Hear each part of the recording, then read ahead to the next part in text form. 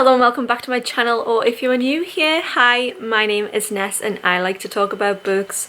It is the 1st of November and I'm so excited because I have such a good month of reading ahead.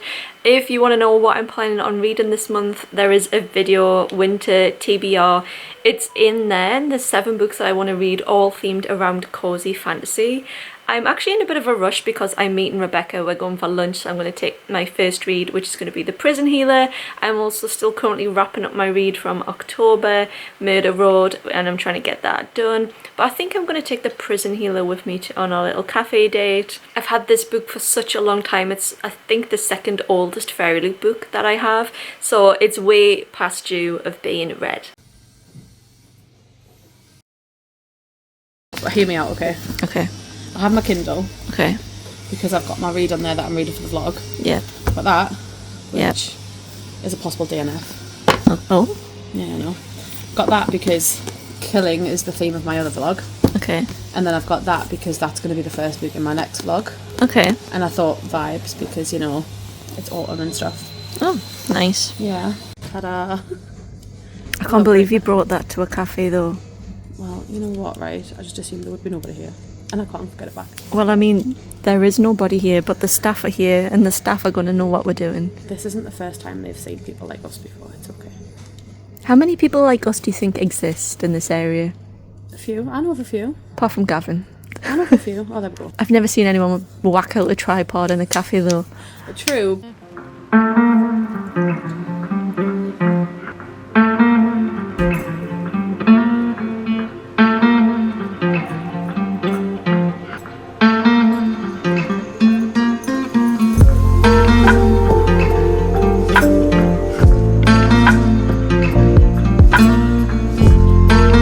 Make one of those mirrors. Will you try and make one with me, please? One of these, like, yeah, one of these, like, smashed ones.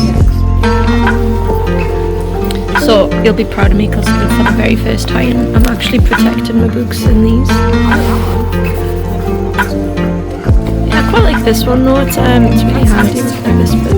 And actually, I hated this bag when I first opened it in, like, the Fairyloot video, but I really love it now. I'm trying to finish Murder Road. This is the end of my October reads.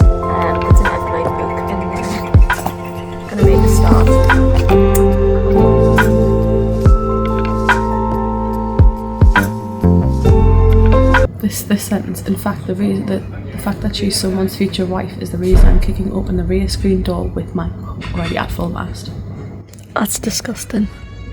Why? I don't need to know that. Who's the author? Tessa Bailey. Why am I not surprised?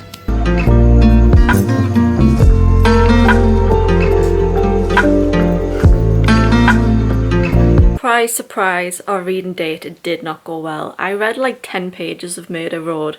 Rebecca brought 3 books. I think she read like 10 pages as well, but who takes 3 books to a cafe and expects to sit and read them? Anyway, we left the cafe early because we went to a charity shop to see if we could find any clothes for a gig that we're going to in 5 days. We're going to see Scooter. It seemed like a laugh at the time when we bought the tickets.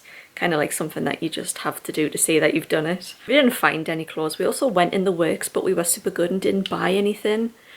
Came very close, but we didn't buy anything. If I don't finish Murder Road tonight, then I'm just going to DNF it to start my Cosy Fantasy reads because I don't want to be like stuck on this book. And I'm really desperate to start The Prison Healer. So I finished Murder Road off, thank God. This was fine. This was a 3-star. I think for an Evernight pick though, I am disappointed. Like, I was happy to read it. It was okay, but I was disappointed in it as a horror subscription pick. It wasn't spooky. It wasn't spooky at all, in the slightest. I don't know what part of this was supposed to be horror. So I finished this, and although I loved this special edition so much and it was a nice story, I'm gonna look to part with this just to get rid of books on my shelves. I can't keep everything, even though I would love to. I've actually been looking at buying new bookcases because this mess behind me can't continue and there's got to be a better way of storing things. I've had these bookcases for 10 years and when I bought them they cost me £16 from IKEA. and I think that they've served their purpose now. I think I need new ones with more space. Last night I couldn't sleep, so I read a novella which was 120 pages by Ali Hazelwood. It was book 2 in the Standalones novellas. Didn't really like it, but at least it was a book for my Goodreads goal. And then last night I also started reading The Prison Healer, which I'm 50 pages in. What a start. So promising. Wasn't quite the cozy fantasy that I was looking for, but I can't wait to read more of this book. Like, this is a book where I'm actually actively like, I need to find time to read it. I need to find time, and I haven't had that with my last few reads. It's been a few months since I've really like had a book niggling in the back of my mind thinking, I need to finish this, I need to finish this so I can go and read my book. I was expecting this to be a 4-star read, and it could be 4 or 5-star, you know. This is what I really like about young adult. It's got all of the bits in that I love of my favourite books, like An Ember in the Ashes. That's what the characters are giving me, that's what the world is giving me. It's that little bit of darkness in young adult, a little bit dystopian, and I love it. So I'm going to try and make a big dent in that today. The only problem I have is that the cover is white, so I'm trying not to pick it up too much. I'm resigned that the book cover is going to get absolutely filthy, but I'm trying to keep it nice where I can. If you didn't go and watch my winter TBR vlog, I'm just going to talk to you a little bit about how the reading for this video came together. So I've been theming my reading months. So October was reading purely Evernight books from the Evernight subscription by Illumicrate. November reads is cozy reads picked by my Instagram following. I asked everyone what their cozy fantasy reads were and took the most common, which I took 6 of those actually. I thought there were 7, but there's 6 because they are the ones that I actually owned, so I didn't have to go out and spend more money. But there was a 7th book which came up quite frequently, and it wasn't one that I owned, and I decided I wasn't going to buy it because I wasn't going to add it to my TBR. I didn't want to spend more money when I already had loads of books, but I caved and I bought it. I'm not going to be able to fit it into this month's TBR because I don't have the time to read the 6 books that I've already picked. It's already thousands upon thousands of pages, but I did want to buy it because it sounds really good. I want to read it in the spring, and this was the 2nd most common suggestion of people's cozy fantasy reads. So how could I make a book where I'm talking about everyone's favourite cozy fantasies and not include it? So the book is The Spell Shop by Sarah Beth Durst. Legends and Lattes was everybody's most favourite. I had 7 responses for Legends and Lattes, and I had 4 responses for The Spell Shop. I think The Phoenix Keeper was 3rd place with 3 suggestions, and every other book I got 1 or 2 suggestions for. And I really wish that I'd bought this earlier and just made that decision to cave, buy it and add it to my TBR. But I know I don't have time. One that I want to get around to reading next year, absolutely. I say that about all of my books though. So it's been a couple of days. I'm getting on really well with The Prison Healer. I'm really liking the characters. I think that this is such a well-written book, but I feel like at some point we might have an unreliable narrator. I might be wrong, and I'll talk about it all at the end when I finish reading it. I'll go back and reflect on my thoughts around the whole plot and do it in a spoiler-free way because I want everyone to pick this book up and read it. It's not giving me the cozy fantasy that I wanted. It still is like, it's giving me anxiety to read because there's so much going on. It's set in a prison, it feels really cold, there's high stakes. This was suggested by my good friend Pearl, who's followed my channel for so many years, and I'm so grateful. And I know that it's one of her favourite books, so that I can read it and talk to her about it just makes me feel really good. But I am definitely looking forward to picking something up which is more fluffy, cute, warm and cozy. But am I proud of myself for reading a book that I've had on my shelves for about 4 years? Absolutely. Am I also dying because I'm so hungover? Absolutely. Me and Rebecca went to see Scooter a few days ago. Unbelievable. Like, I thought we were going because it was like a joke thing to do, but actually that was one of the best concerts I've ever been to. We had such a good time. I mean, the alcohol we consumed before going definitely helped, but oh my goodness, if you have the opportunity to see Scooter, please do. It was so fun. I'm gonna go and try and make a big dent in The Prison Healer now because I started this book now about 6 days ago and it's taken me a long time to read. I've only read like 30%.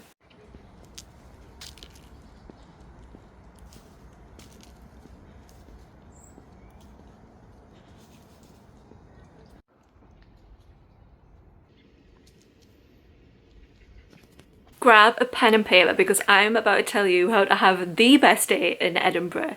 So me and Rebecca reads, TikToker, YouTuber, we went to Edinburgh for the day, and the train tickets from Newcastle to Edinburgh I think were £17 return, which was brilliant. You could get them for like £13 on other days. And I've not really been for a wander around Edinburgh. I've only been to go to Taylor Swift. And while in Edinburgh for Taylor Swift, walking back to the train station, I was like, this place has some really good bookshops. I need to come back here. So that's what me and Rebecca did. We went to Edinburgh for the day with the intention of doing some book shopping. I tried to buy at least something in every bookshop we went to try and support them, but we ended up going to 9 bookshops. And I spent an absolute fortune. But the route that we did actually was really good if you're looking to try and get done most of the bookshops in Edinburgh. But we did walk 8 miles. By the time our train came at 5 o'clock, 5:30 I think the train came, and we got there at 11. So actually it was really doable if you live in the Newcastle area to get on the train at Newcastle for about 9:30, get to Edinburgh for 11, do your big bookshop walk route that we did, and then get back to the train for about 6 o'clock. Edinburgh is such a beautiful city. I really am so mad at my great-grandparents who owned property. They lived and owned in houses in Edinburgh and then decided that it was going to be a great idea to move to Newcastle. I know I wouldn't be here and alive if they'd not made those choices, but still, like, why would you do that? I could have been living my best life there. Well, like, wouldn't have done because I wouldn't exist, but... So we came out of the train station, we went right around the hotel and then across that bridge, I don't know what it was called, it was like all scaffolded up when we were there, and continued down the road until we got to Blackwell's, which was our first stop. And I ended up buying a Blackwell's bag. Apparently this is Edinburgh's oldest bookshop. Didn't know that. Also didn't know like you could collect Waterstones points in that shop either. But I was really impressed with Blackwell's. I thought it was a really inviting shop. The books were laid out really well. It had a fantastic horror section. Like, I've not seen a better horror section in any bookstore. They stocked a lot of things. It wasn't just books. They had a good selection of board games and like card games. And their young adult section was really good. I could have spent an absolute fortune in the shop because they did have a lot of books which were Waterstones exclusive ones, because it is owned by Waterstones, but they're ones that I can't find in Waterstones anymore. They just had them there and they had them in stock, so I could have spent an absolute fortune. They also had a really good Scottish section with local authors and Scottish history, and because I bought the bag I felt like I had to buy books to put in it, of course. So I picked up 2 books. The first one that I picked up was a signed copy of Blood Over Bright Haven by M.W. Wang, author of The Sword of Kaigen, which I own but haven't read, and I had no idea this book was existing in the world. I was just really attracted to the cover and I was like, oh, what is this? And then was very shocked that this book existed. Very pleased that they've been picked up by an actual publisher. This book is a signed copy. The first woman ever admitted to a prestigious order of mages unravels a secret conspiracy that could change the practice of magic forever in this standalone dark fantasy from the author of The Sword of Kaigen or Kaigen? I don't know. Dark academia and fantasy. I'm sold. The next book was also a signed edition and was £3 off, and it's January's, I don't know, by Olivia Blake, Stories of Love, Magic and Betrayal. I've said to myself for a long time now that I want to read more short stories. I've tried to write short stories and I'm like, how can I try and write them if I don't read them?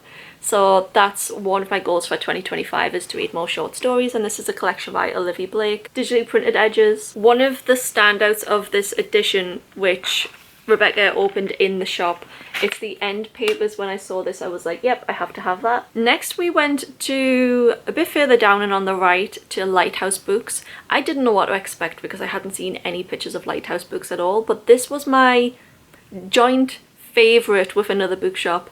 Of all of the bookshops in Edinburgh that we went to, you've got to visit Lighthouse Books if you go. This bookshop, it's for anyone who says reading is not political, because it absolutely is. And honestly, the staff are so nice in this bookshop. It felt very welcoming. In the window was a book by Jean, who we all know and love, so that was really great to see. The selection of books was really good, and I also realised that they stocked a lot of books by YouTubers as well, so that felt really nice to see. There was lots of books around the history of Palestine, and there was a LGBTQ section, and there was also lots of tote bags, lots of pins. I did buy 2 pins. I bought a Palestinian flag and a pro-choice pin, and I've stuck them on my work bag so I don't have them to hand. I could have spent hours in this shop, and if this was a shop that was local to me, I think I would be going in every single week. I'm really sad that we don't have anything like this in Newcastle. So Lighthouse Books, if you want to franchise, I'm quite happy to open the Newcastle store because I could live in it. I kind of felt under pressure to buy in there because there was so many books that I did want that I could have spent an absolute fortune. It was also getting really busy at a point, so I ended up just picking up a book by A.M. Strickland, who I've read books by and really liked. So I got The Court of Undying Seasons, kind of turning into a bit of an auto-buy author for me at this point. Vampires, Vampire Hunters. So the next shop that we went to was Tills. We just went in here very quickly. This is a very small secondhand bookshop. There wasn't anything that took my fancy. It was also pretty crowded. There was people in there who clearly didn't like that I was filming either, so I stopped. That was only like a 1-minute walk from Lighthouse Books, and then maybe like a 4 to 5 minute walk away was Book Lovers Bookshop. And when I said that I was going to Edinburgh to do some book shopping, I got lots of comments recommending that I go here. So this bookshop is a romance bookshop, so that's everything that they sell is romance, but there's like romantic contemporary books, there's smut, there's fantasy, and this was also a really lovely shop but very busy, so I was very mindful of when I was filming. I was trying to get a really good look at the shop, but there was lots of people there. They had a really nice accessories corner with bookmarks and stickers in. They also did tote bags, which were very nice. And we spent a long time in there looking through the shelves. Another bookshop that I could have spent an absolute fortune in. The only way that I could actually choose something to buy in here, because I kept picking up loads of different books, was what was on my Amazon wish list and then just go from there. So I ended up picking up Daughter of the Drowned Empire. That is one not to miss when you go to Edinburgh, but you've got to really pass Lighthouse Books to get there, so there's no excuse not to go into there. So Book Lovers Bookshop was like my 3rd favourite after Lighthouse and another one. After that we walked like the scenic route through Edinburgh, I would say. We walked past, we went into Armchair Books. I forgot to say, we went into Armchair Books. I didn't like this bookshop at all. We also passed Edinburgh Books to get there, but that was closed. Armchair Books felt very cramped.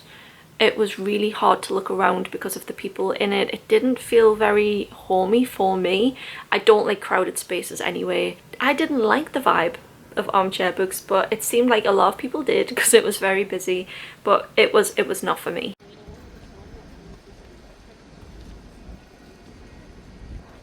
I'll be getting ready for the lights roll.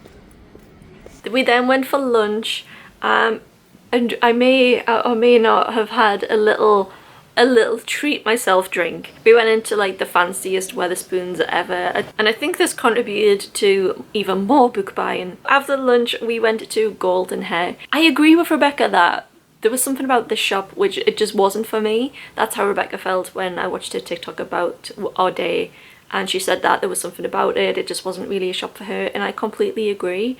It was empty when we were in there, and even though it was empty, it felt, I don't know, it didn't feel great. What I did like about it was the roaring fire that they had going. It was really nice for a cold day. I didn't want to buy anything in there, so we left.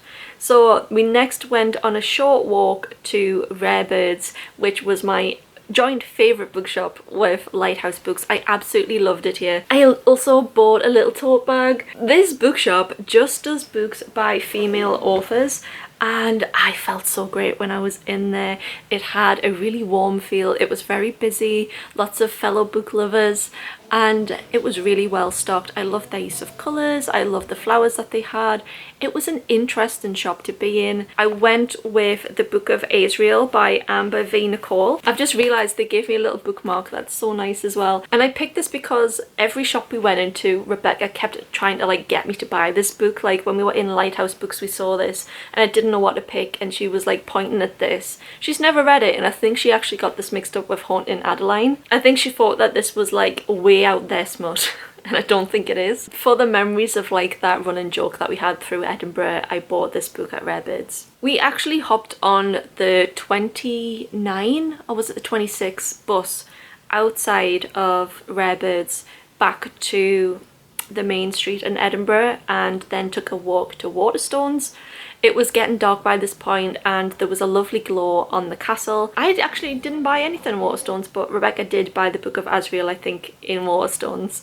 This was a really big shop, but to me it has nothing on the Newcastle bookstore. And then we took a massive walk from Waterstones to Toppins. When I walked in, I was like, this shop is tiny. The downstairs part is just like, I don't know, it might as well just be an entrance hallway for the rest of the bookshop, because upstairs in this shop I was lost. There was so many different like corridors and rooms off rooms. I was overwhelmed and a bit discombobulated, and it was very busy, and there was just so many books. I've never seen like floor to ceiling bookshops like this anywhere. It was like an assault on the eyes. So I just looked down at one table, I saw the making of June Farrow and thought, that'll do. And I grabbed this and we left. We made our way back to the train station, which was about a 10-minute walk from Toppins, and we sat down and then we looked to the right and we were like, there's a W.H. Smith bookshop. So obviously Rebecca had to go into the bookshop. That made it our 9th and final bookshop of our Edinburgh visit. I don't think I got any footage because at this point I was so pooped out. And then we went and sat on the train and got the train home carrying all of these books. It was a day. I was scared to check my bank account the next day, but it was so worth it. I deliberately don't do a lot of book shopping all year so that when I do something like this, I don't feel guilty about splurging. Would 100% go back and would 100% do that route all over again. I finished a book. I finished The Prison Healer and I rated this 4 stars as expected. I'm really on a roll with my star estimations recently. This would have been a 5 stars had I read it at the time when I got it 4 years ago. I think I would have really enjoyed it more when I was more into young adult books. I think this book is a fantastic example of how a book can flourish in one location. You don't need like to be bouncing around all these different places and unique big world environments. This book is set in a prison, and although it has world building around the prison, it doesn't go into too much depth. The main character doesn't leave the prison, and I think it was a good example of how you can do that very well. I'm not going to spoil it because I enjoyed this book and I would like people to read this, and I think this is a book that you do better going in blind, because this book relies a lot on twists and turns. Although I found them quite predictable. I saw everything coming apart from the last page. It was a bit of a surprise. But that was more about like the character herself. So the main character is Kiva and she's working as a prison healer. So what that means is she is like, you know, the doctor of the prison. She's very young though, she's like 19. But she's also the person that when new prisoners come into the prison, she has to brand them. And she's responsible for the health of every prisoner in Zalindorf. It's not quite the Cosy Fantasy book I was hoping for, but I'm pleased that I read this, and this was a great like Halloween into November transitional book. The main character has this younger brother character who's not actually her brother. She's kind of like adopted him as like her young sibling. He's an orphan called Tip. And that was a really nice character dynamic. At the start of the book there is a new prisoner coming in and he's this handsome man and she's very enthralled with him and they take a liking to each other. Shortly after he arrives, the rebel queen gets put into the prison and she's in a really bad condition and Kiva isn't able to communicate with her and she's really struggling to get her back on her feet.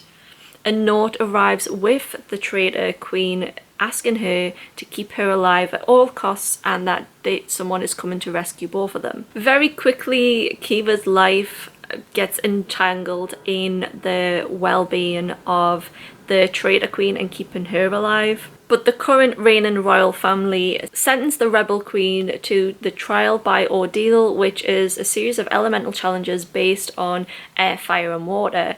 And the only way for Kiva to try and keep her alive at all is to take on those trials herself. So yeah, that's kind of this book in a nutshell. If I would have been a 5 stars when I was younger, absolutely, and I'm kicking myself for not reading this sooner. I'm definitely going to read the rest of this series. I'm going to keep this edition, even though I usually try and read books and then get rid of them because I don't have space. So with 1 book down and 5 to go, I don't know whether to try The Phoenix Keeper next, or Legends and Lattes, which is a staple in Cosy Fantasy. But because The Prison Healer wasn't exactly what I wanted it to be, I think I might go with the stable, and I think I'm going to pick up Legends and Lattes next. Trying to find a bookmark which is like given Cosy Fantasy. I'm pretty sure this came with The Prison Healer. I'm pretty sure this was the Fairyloot artwork. I'm so sad that I didn't use it, but actually now looking at this, I think that was pretty good for the story. My star prediction for Legends and Lattes was 3 stars. I know a lot of people rate this very highly, but for me, I thought it was quite realistic to think 3.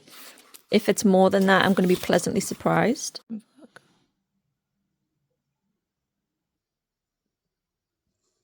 When it's snowing, I really want to just like lie in bed and play games, and my Steam Deck only ever sees the light of day in like the depths of winter. So I thought I would try a new game, something I've wanted to try since springtime. I'm actually making quite a big dent in Legends and Lattes.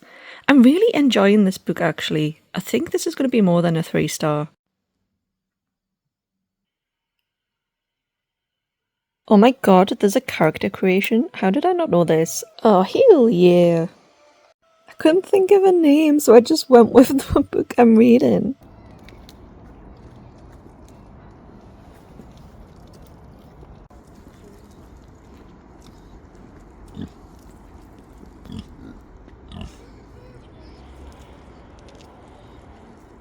It's 12 o'clock midday, and I actually took today off work to try and get Legends and Lattes finished. I thought I had like maybe just under a quarter to read, but actually when I flicked through this book I only have 2 chapters left because the rest at the end is a novella. So I have like 10 pages left of Legends and Lattes.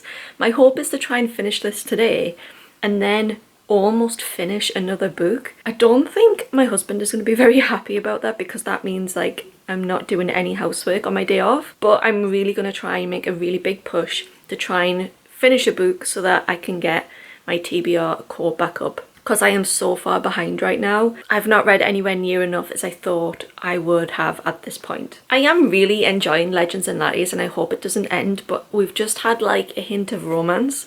And that kind of like came out of left field for me. I was very unaware that this book had romance in it if this is the direction it's going in. And I would rather it didn't have.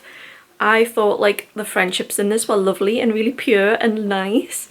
And I was really hoping for a story about friendship. But it might not take me there, so I don't know. This is exactly what I wanted for Cosy Fantasy this month, so thank you to everyone. It was 7 people who suggested reading this, but this is the most popular one and I don't think I'm going to rate this 5 stars, so I am worried about the rest of the books on my TBR. But this is definitely more than the 3 star that I was anticipating. Gonna finish this with a 4, I know for sure. So it is exactly bang on 12 o'clock. Let's check in when I finish, see what time it is, and we'll take it from there. 45 minutes has passed and I've finished Legends and Lattes and also Pages to Fill, which was the novella at the end, which I didn't really enjoy. Really liked Legends and Lattes. It was a really great book and I think that if you like Becky Chambers, you will love this book. And if you've loved this and never tried Becky Chambers, I really think that you should. This was what I wanted from Cosy Fantasy. Low stakes, slice of life, something you're not getting like too stressed over when you're reading. A book where you read where you know like everything is going to be okay at the end and it's just like a really calming read.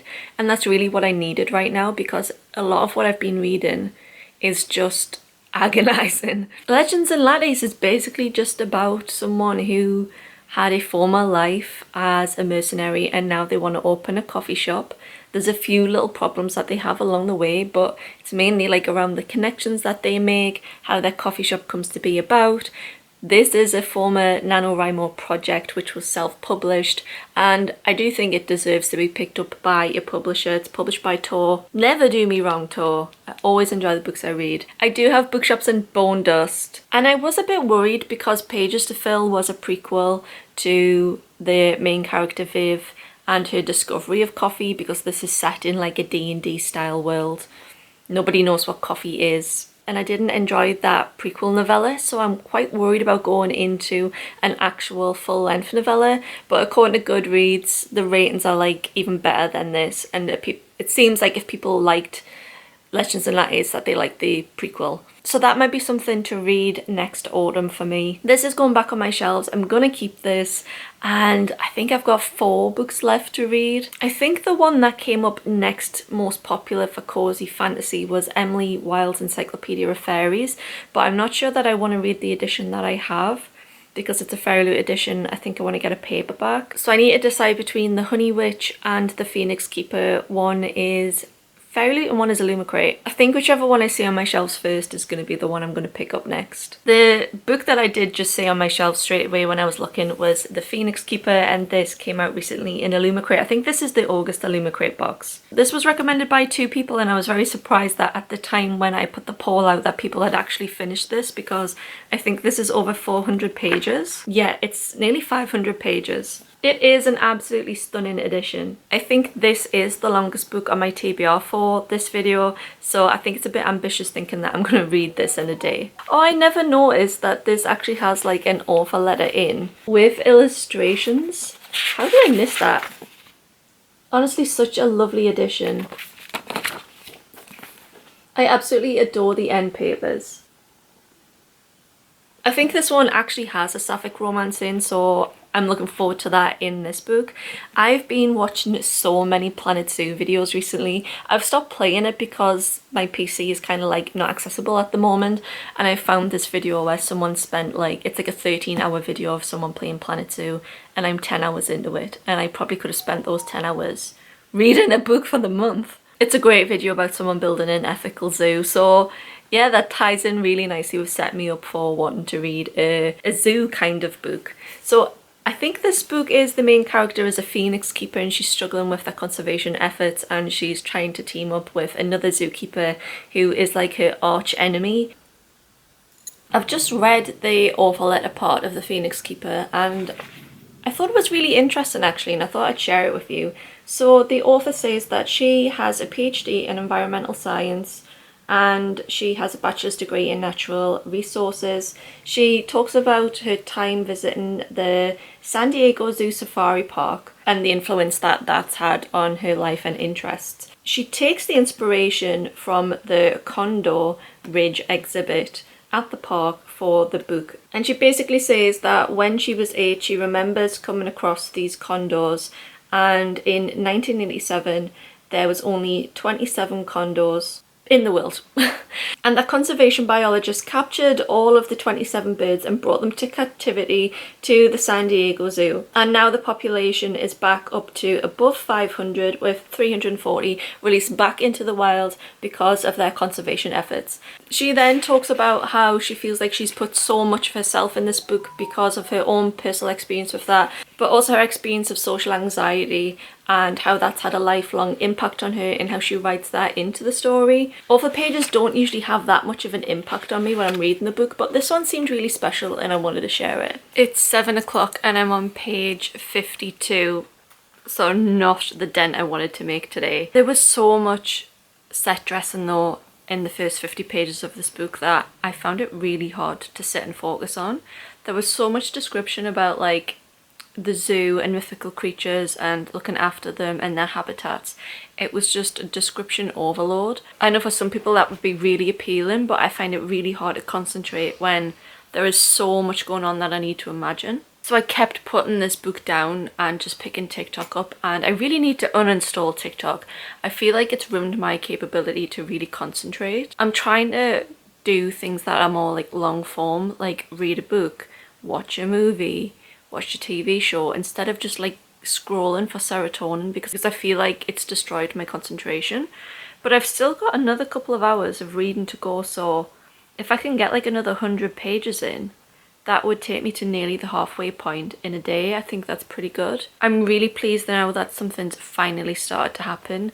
Like on page 50, we finally had like a plot point introduced, which was that phoenixes in another zoo had been kidnapped. Is that the right word? They'd been stolen by Porches, because the first 50 pages I was like, where is this book going? It's just talking about like looking after these creatures. What I will say is though, the main character reminds me a lot of myself, but I find her really annoying.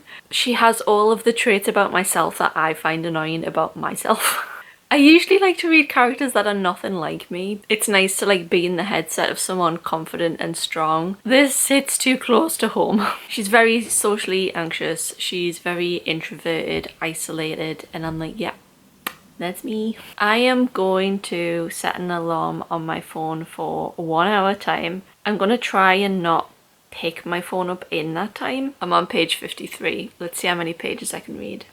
I just sat and read consistently for a full hour, and actually it was super productive. I think what I needed was just that little something to force myself to not look at my phone, and the idea of like, you're going to sit and read for an hour was just enough. So I think I'm going to set another timer. I actually got to page 156, which is where I thought that if I got to by the end of the night would be good, but I think I can squeeze like another hour of reading in. So that could be another 100 pages. If I actually read till 12 o'clock, I could definitely get this book finished. My star prediction for this book was 3 stars, and I think it's currently sitting at 3 stars, but it does have the potential to get better. I think it'll depend on what happens with the characters. It took me a really long time to get embedded in the book, but now that I've got a really good grasp on the plot and the characters, I'm really enjoying this. I've never read a book where I feel so connected to the main character. There's this scene where she has therapy and she's talking to her therapist about productivity and mindfulness, and I had those exact conversations with my therapist last December, and I just like reading this, like, is this me? I am really interested in the other character, the keeper, who is like her rival keeper of the Griffin Show. The whole concept of conservation, it's applied to mythical creatures here, but it could just so as easily be applied to real creatures. These mythological animals in this fantasy zoo, in this fantasy world, feel extremely real. I didn't think I would be that interested in the conservation side of it when I first started reading this for the first 50 pages, but I'm actually really invested in these phoenixes. I'm really pleased I picked this up, but can you imagine if this is a month of books where everything I enjoy, like everything is like a 4 and 5 star? That would be wild. I've really struggled this year. I think my most common rating for reads this year has been a 2 star. I've read very few 5 stars. I can count them on one hand. It's already really rare for me to have like 2 4-star reads back to back. So if this is a 4-star read, that's 3 back to back.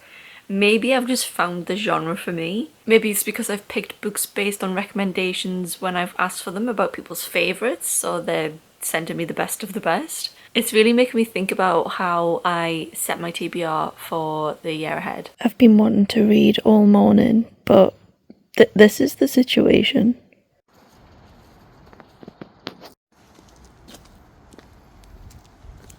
It's been a while. There's been a few changes. It's now December, so this November reading vlog has kind of gone out of the window, but I really wanted to finish off the Cosy Fantasy and trying everyone's favourite Cosy Fantasies, and to me that is more important as a project than trying to cut this and say this is November and then pick it up in December. I wanted this to be one video around Cosy Fantasy. The November part of it was secondary to that. That does mean I've pushed my December TBR back, but I was going to end up with February as a free month anyway, because this is the first time I'm trying quarterly themed reads, and I've done November, December and January, but actually what I wanted to do was leave February and then do March, April, May as spring, June, July, August as summer.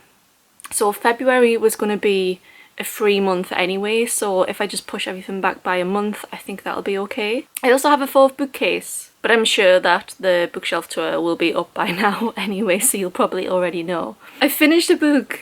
Book number 3 of 6 is done. And like Legends and Lattes, this did smash its 3-star prediction, and I actually rated this a 4-star. I can see why 2 people recommended this as their favourite Cosy Fantasy read, because this was really, really good. Like Legends and Lattes, this was the pure definition of cosy and feel good with low stakes, although There was some drama throughout. I felt like the majority of this book was around the character and appreciation of animals. Obviously the main character is working in a zoo and she is trying to work on the conservation program of phoenixes, which the author has taken inspiration from real life animals. The main character felt so relatable as someone with anxiety and autism, and I think anyone in that realm will find the main character really relatable to the point of annoyance. It was really refreshing to read a character in a novel who had flaws throughout, and actually of all of the characters in the book, she was the one that made the most judgments, preconceived notions of people, and she was the one that was having to undo things and learn things as opposed to the secondary characters. And I thought that was really good to have a main character who was the one that had flaws that she had to work through and understand the consequences of, and how actually just being more receptive to people and less judgmental, not taking things as face value, can have a detrimental impact on your ability to maintain and form relationships with other people. I didn't expect that to be one of the key takeaways from this book, but that's what I took. In a lot of ways, this book felt like a lesson in animal conservation and zoos. I didn't mind that because I love animals, but some people who have their personal views that don't align with this might be bothered by that. The romance in this book was very, very light. This is not a spicy book by any means. And again, it was one of those books where I thought it was good and it was nice, but if everyone had just been friends, I wouldn't have minded. Like Legends and Lattes, I found that I preferred the friendships. In this one, I preferred the value of friendships. So maybe in my cozy fantasy, romance doesn't work for me in that. I just think there's something about the bonds of friendships that I find more heartwarming than romance. But there is some fantastic friendships in here. There's trans representation. The main character is bisexual, although not explicitly told. She could be pansexual, but she feels like a bisexual woman. And I really, really loved being in the world of these fantasy mystical animals. At first I was like, where is this going? It's too much about this, but actually the way that the plot played out, this is a really long book, it's over 400 pages, and at times I felt like this could have been done with being shorter, but actually on reflection I think it was a well-paced novel. Definitely a feel-good book, and another one that I'm keeping. Cozy fantasy is not good for me clearing out my bookshelves because I want to keep them all. While I was reading The Phoenix Keeper, I also started Emily Wilde's Encyclopedia of Fairies on Spotify audiobook. I have not read a single page of this book because this is the Fairyloot edition and I've wanted to keep this nice and undamaged. I have a bad habit of, when I'm reading books, just treating them like absolute rubbish. And this is one of my favourite special editions of all time, and this is, for me, is definitely a collector item, not to read. Unpopular opinion probably. This book also comes with page overlays, but I don't quite know where to put them. According to Spotify, I'm currently 85% of the way through this book. It's actually been a really difficult read on audiobook because the narrator's accent is very posh. I can't do a posh British accent. It's like very Cambridge. I can't do it. Oh my god, that sounds nothing like it either. Hang on, I need to open it just to give me some inspo. I came to the realisation that I was the only one disembarking. The captain set my trunk down upon the frosty dock. A thunk. I mean, it doesn't sound anything like that. That doesn't even sound posh. I have no ability to do a posh English accent. It's not in the blood. It's not in my genes to do that. But it does annoy me. It does frustrate me. It makes it really hard for me to listen to, but it wasn't until about 75% of the way in that I started to get used to it. And it does suit the character and the vibe of the book, so I've been like a hater without reason, but it just took me so long to get used to. I'm gonna save my thoughts for this book until the very end. I think I'm gonna finish it tonight, so maybe that's a video for tomorrow to update on. But it is different to the other ones. Again, a staple in cozy fantasy, another one that cropped up many times on the list. I've put posts on Instagram about this book and everybody's commented saying they've loved it, they've loved it, they've loved it.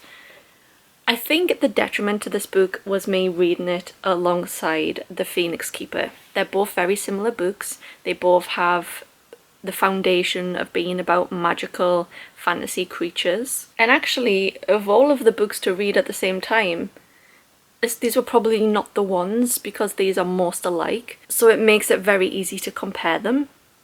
And comparison isn't always the best thing. I'll check back in when I've finished this.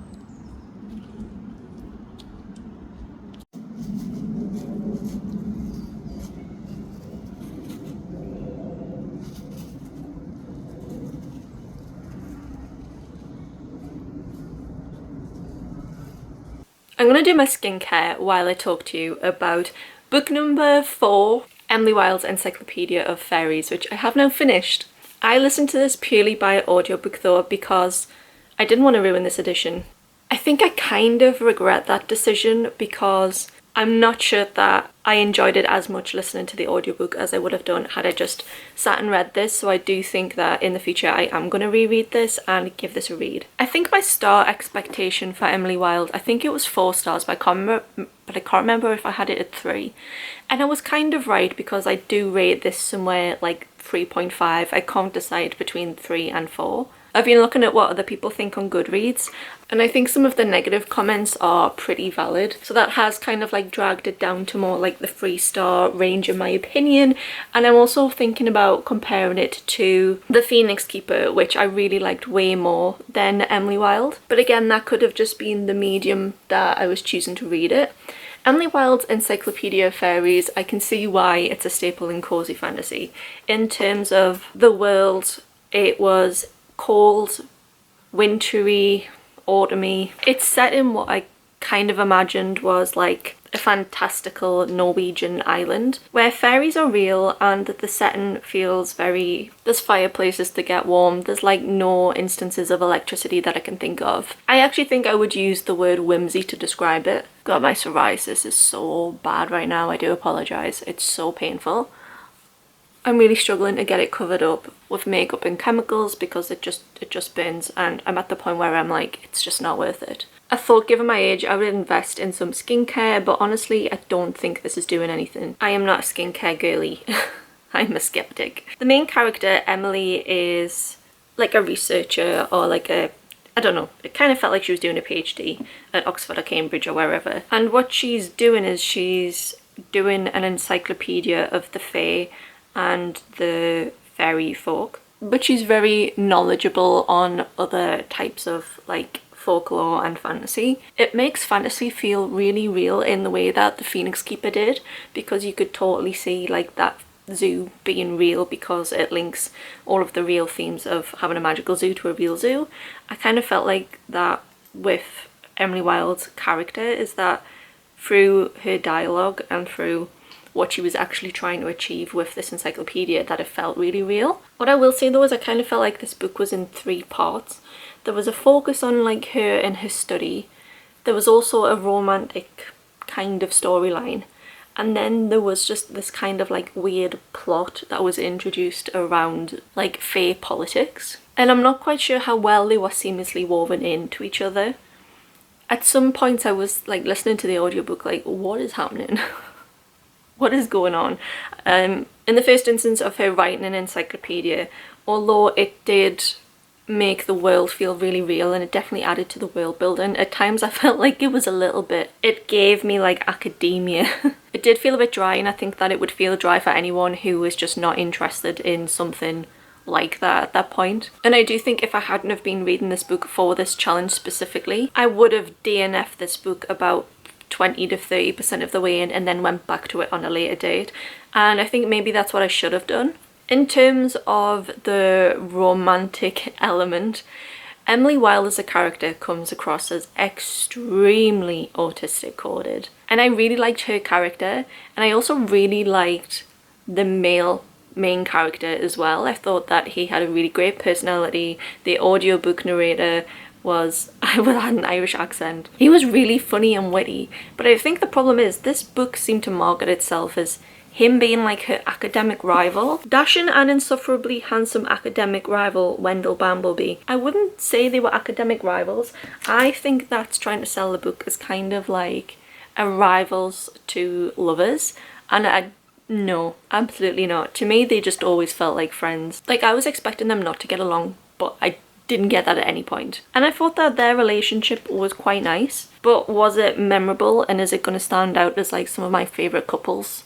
No. And then the third strand, which was like this plot, which was like political fairies and stuff. There was actually like quite a few plots throughout this book. I kind of felt like Emily was going on like side quests all the time, which it definitely needed something other than her just writing this academic journal and her trying to like better her academic standing and respect. But because everything was so short and choppy, I didn't really feel interested in anything that was going on. And I actually love it when fantasy books have elements of politics in them and like power struggles, but this one I was just not interested in. I felt like this book didn't know who it wanted to be at times. I can't see that the author has any other books listed within the front pages of this, but what I will say is this was incredibly well written.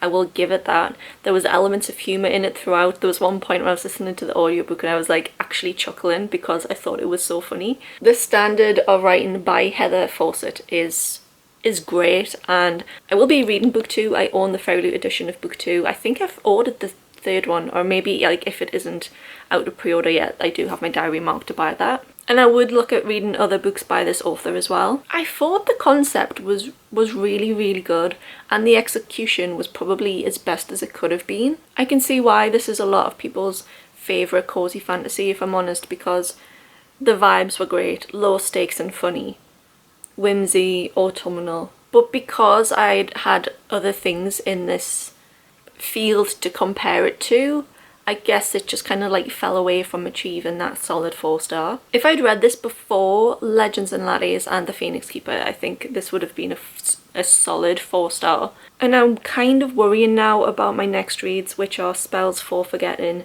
and The Honey Witch, because maybe they're going to suffer the same fate. Maybe I read them and I decide that Emily Wilde is much better. At the very end of this vlog, I'm going to like talk about them all together and rank them all in terms of were they good books and what were they cozy. So Emily Wilde, I'm really pleased that I read it. I think it was a great choice for the theming of this month. I can see why it's a lot of people's favourite book. I think maybe I got just too distracted by the audiobook narrator, who did a really good job, like bless her. So talented as an audiobook narrator, but the accent I just kept getting hung up on. But this was such a long book, and I do feel like at some points there was a tiny bit of a pacing problem. It could have been a bit shorter. But I do hope to read book 2 later on in the year, but I think that I'll reread book 1 in its hardback form. I don't want to touch it because I've got moisturiser on. And hopefully I'll enjoy it a bit more, but it might go up in my ratings yet. But I do think that this one is sitting at the bottom of the current pile. The last two, and they're both witchy. Oh, I'm so excited. This is a really stunning edition. I'm going to physically read this book. For The Honey Witch, I'm actually going to start a jigsaw that I got for Christmas. So I'm going to listen to this on Spotify for a little bit while I do my jigsaw. I might like read a bit of the book and then do a bit of the audiobook, I don't know. If I get too engrossed in the jigsaw, I might just sit and hammer out the entire book on audiobook.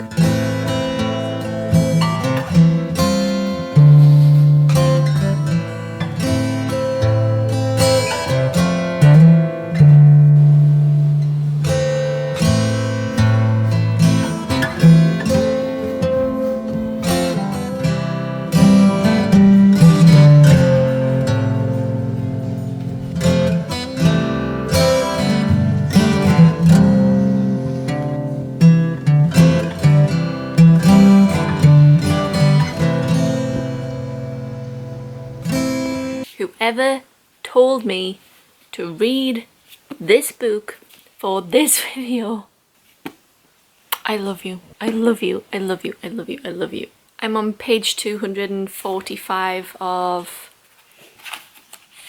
about 350 pages, so I'm the majority of the way through this book now. I love it. I love it. I'm taking my time. I'm reading every single word so slowly. Every single sentence I'm like savouring. This is on track. 5-star read. I love it. I love it.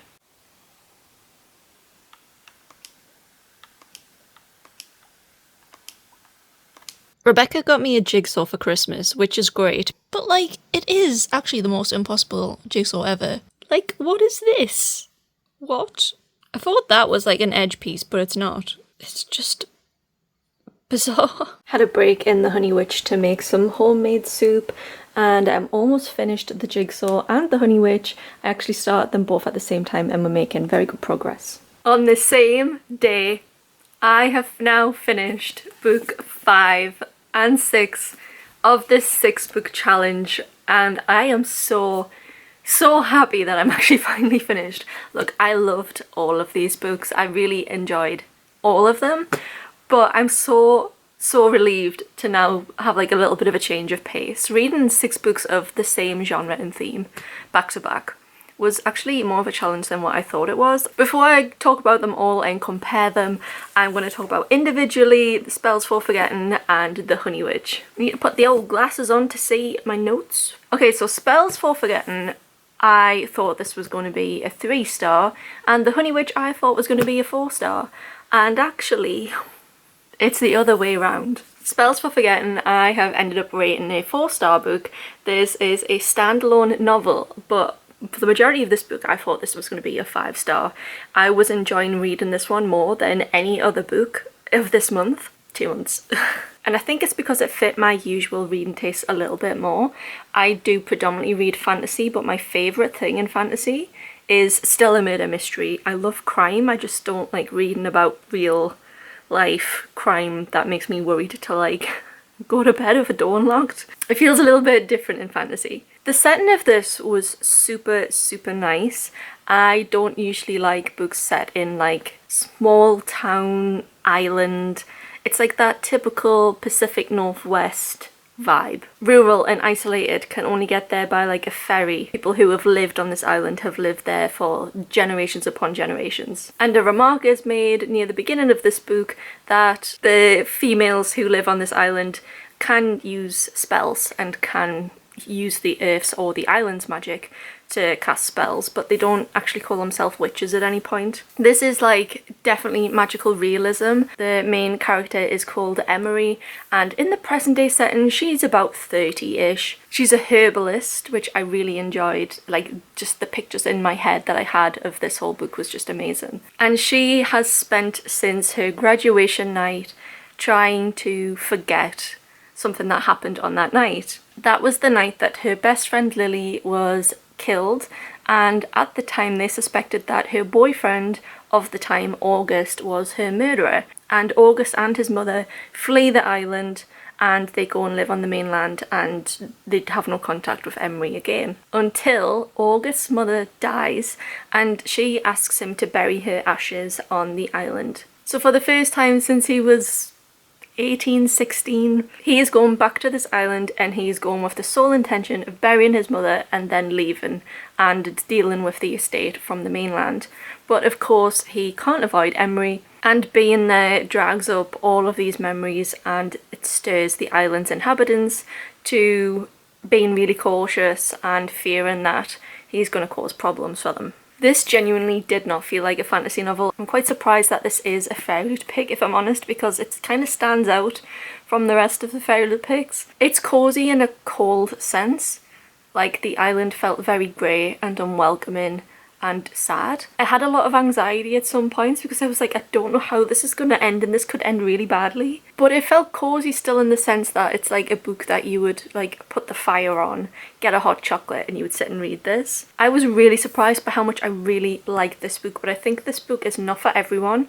I have a lot of hesitation about recommending this to people because I think this is going to be hit or miss. People are either going to really like just the faint touch of fantasy, which seems to have just been used for the purpose of one plot point. I don't think this is for people that don't like crime novels, basically. I would go into this with an open mind. I'm keeping this on my shelves. I really enjoyed this. The only reason that this wasn't a 5-star is because the ending, I mean, about 40 pages in, I was like, I feel like this is what happened. I think it's kind of really obvious, and I was hoping that wasn't going to be the plot twist. Is it really a twist if it's so obvious to everyone apart from the main character? And that was the thing that let this book down, was just how obvious it was to everybody that read this, I would be really surprised if you read this and didn't pick up straight away like what had happened in this. Not necessarily the who done it, but like how that occurred, and then that's easy to go follow into like how that might have happened. But that's by the by. It was still super enjoyable even without this like amazing twist at the end. Atmospheric, the main characters felt so real. I was really rooting for the love interest in this. A satisfying ending and a great standalone novel. I really hope to reread this one day, even though I know what is going to happen and it feels like it has no rereadability. I just really love these characters and I would love to be back in their heads again. And I have bought another book by Adrian Young which I'm now really excited to read. It's the June Farrow one. But this book gave me so much confidence and faith in Adrian Young as an author. So I started these at the same time, and kind of like Emily Wilde and The Phoenix Keeper, these have very similar themes too. And this was completely unintentional. I didn't actually read any of this book because I listened to it all in an audiobook across 2 days of doing a jigsaw, and I really struggle to listen to audiobooks. I really struggled with Emily Wilde to take a lot of that in, but I found that sitting and doing a jigsaw while listening to an audiobook, it makes my brain quiet enough to really focus on the details of the book. So this was the first book that I'd read through audiobook where I think I read and absorbed every single word. So if you are a person whose brain is just too noisy and like too layered for audiobooks, highly recommend trying like a really mundane task like a jigsaw or like cross stitch or something. It really helped me to focus on the detail. The Honey Witch is a cozy sapphic novel, and I did rate this one 3 stars and I'm so sad about it. This should have been right up my street. Sapphic. Also the main character, like, isolated and introvert. There was more magic in this one than Spells for Forgetting. More of like a Regency setting era, whereas Spells for Forgetting was a bit contemporary. But the similarities between them, there was quite a few. In both of them, the main characters learned their magic from their grandmothers. And I really liked that. It was my grandmother who taught me about reading and gave me my love of reading, and she passed that to me. So seeing these young female witches learning from their grandmothers was really nice. The Honey Witch is about Marigold, who is the eldest daughter, and she clearly doesn't want to be like the rest of her family. You think like Bridgerton at this point. She doesn't want to be married to anyone.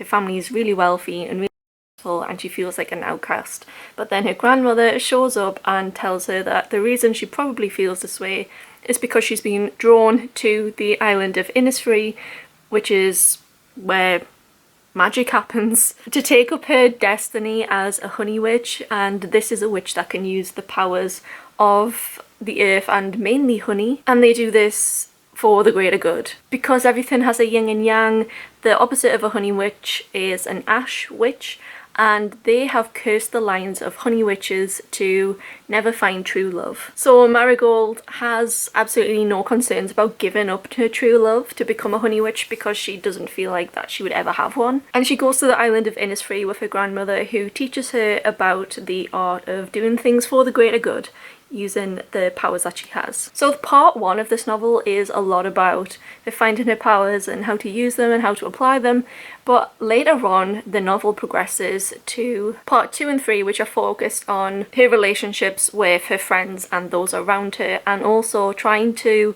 prepare herself against the threat of an ash witch, which she thinks is hiding in Innisfree, somewhere interfering with her land. Her main problem is that she has a best friend who has a best friend as well, who doesn't believe in magic, and she's determined to show this friend, who is called Lottie, that her magic is real and that she can do the things that she's promised her other friend. The audiobook for this is just under 11 hours, and I thought that was a really long time for this book as well, although it did have like 3 parts to the plot, so it kind of, like Emily Wilde, changed what it was a few times.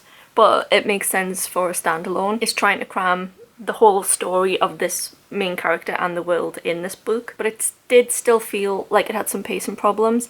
And again, another book that I think it would have DNF'd if it wasn't for this specific challenge. There's quite a lot of repetition in this, which was starting to get on my nerves quite a bit, but I think that was because I spent 2 days listening to over 10 hours of audiobook, and I don't think it's really intended to absorb this length of novel in 2 days. But again, this was another one which I just saw the ending coming. This book could not have been more blatantly obvious if it tried about who the characters were in this book, what was going on, what the problem was. I was so frustrated, and that's what really, really dragged this down. The world, 5 stars. The main character, Marigold, she wasn't like anything super special. She was hanging around a 4-star with me. The writing is really good, if not a little bit repetitious, but I still think Sydney Shields' fantastic job on, you know, having the concept and putting it into words.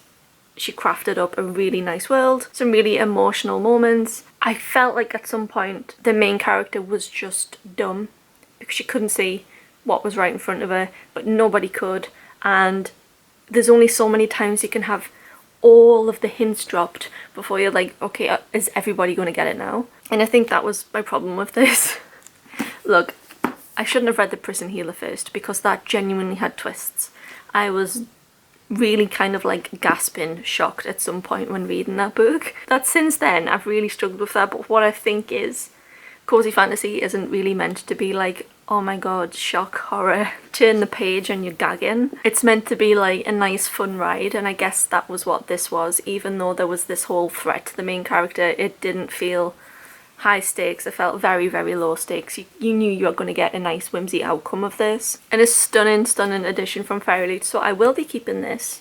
Again, another one where if I read it, it might change my opinion of it, but I actually feel like my reading experience of this one compared to Emily Wilde with audiobook was so much better, and if not actually better than if I just sat and read this. The audiobook narrator did a really good job, and I would highly recommend listening to it on Spotify Premium, doing a jigsaw. So that is my 6 Cosy Fantasy books as picked by my Instagram followers. I've just recently put another poll up which people can use to vote on future themes and also suggest books for a future reading month, which is reading people's favourite Fairyloot and Illumicrate picks. And the top 6 are ones that I haven't actually read yet, so I'm really excited. And if you want to get involved in the future, please, I'll leave my Instagram in the comments.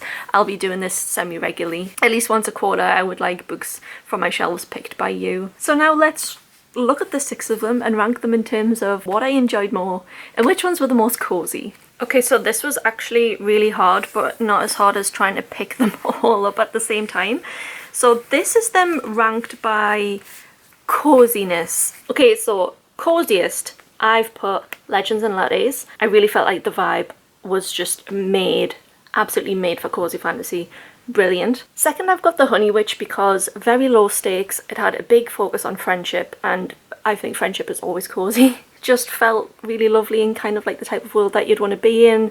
Marigold being like a healer was just, it was nice. Emily Wilde, although the setting sometimes felt a bit wintry and a bit cold, there's just something about folklore and fairy tales which feels cozy and kind of like nostalgic, and that's what that book had the most. Then The Phoenix Keeper, the setting was, it was modern and a zoo, and that doesn't really like give cozy to me because cages, but it was done in a really nice way. But at the same time I was so stressed about those little phoenix babies. Next is Spells for Forgetting because that felt like a cold grey Twilight filter type island type place. And then the bottom one is The Prison Healer because that place, the setting genuinely freaked me out, and I think had I been in this world, I would have perished within a month. But now going to rank them by which one I enjoyed to the least enjoyable. This is like trying to rank Taylor Swift albums. This feels kind of like an impossible job because there's some which just are as good as each other. I'm gonna need some time and a break. Okay, so I've changed my mind so many times on this, but I think this is my ranking for how much I enjoyed them. I think my favourite was Spells for Forgetting, but it definitely didn't have the best ending. But for the majority of the novel, 100%, I absolutely loved that. Then The Phoenix Keeper. I really loved the element of conservation, and this was the first novel that I'd read where I was so invested in like a mythical creature that doesn't exist. And the main character being like really relatable was a big bonus. The Prison Healer was the best for like action for me. No. Like in terms of like plot and being like, wow, oh my god, did that actually happen? I think The Prison Healer was absolutely phenomenal. Then Legends and Lattes, which was absolutely the coziest. I can't do it anymore, my arm hurts. So 4th place, Legends and Lattes, but honestly these top 4 they're just on par with each other. Then Emily Wilde's Encyclopedia of Fairies, which I think upon a second reread I will like more. And then coming in last place would be The Honey Witch, which I still enjoyed. It was still a really good book, but I liked all of them.